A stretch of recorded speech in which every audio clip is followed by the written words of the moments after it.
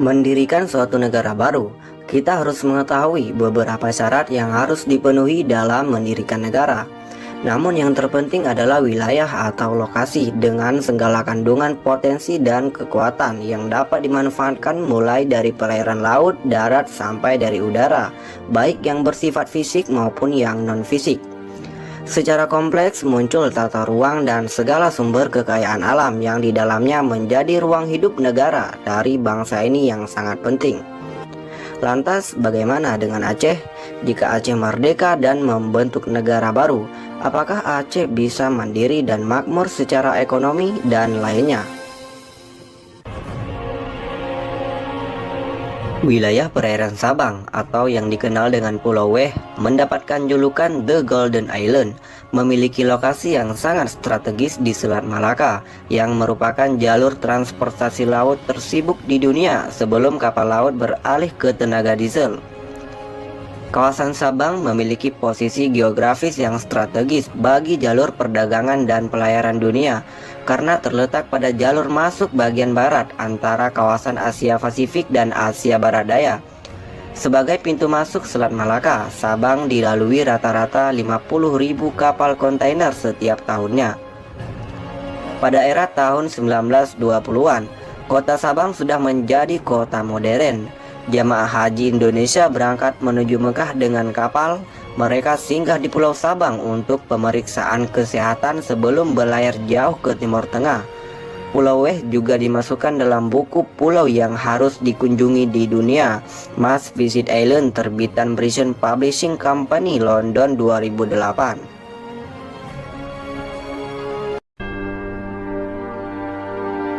Tambang emas di Aceh memiliki cadangan sebesar 93 juta tons yang terdiri dari 1,24 miliar pons tembaga, 373.000 onces emas, 5,7 juta perak, plus 20 juta pons molybdenum.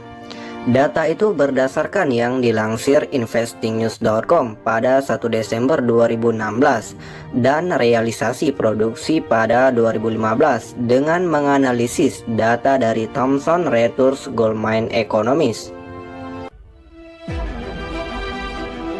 PT Arun NGL adalah perusahaan penghasil gas alam cair Indonesia. Pada tahun 1990-an, Kilang Arun merupakan salah satu perusahaan penghasil LNG terbesar di dunia. PT Arun merupakan salah satu penyumbang devisa terbesar bagi Indonesia. Perusahaan investor asal Dubai Uni Emirat Arab GRD menyebut, Aceh masih kaya cadangan minyak bumi dan gas alam. Total cadangan minyak di wilayah utara dan selatan Aceh diprediksi mencapai 100 juta barel. Kemudian menariknya lagi, ada temuan cadangan migas di wilayah Simelu Aceh yang belum dieksplorasi.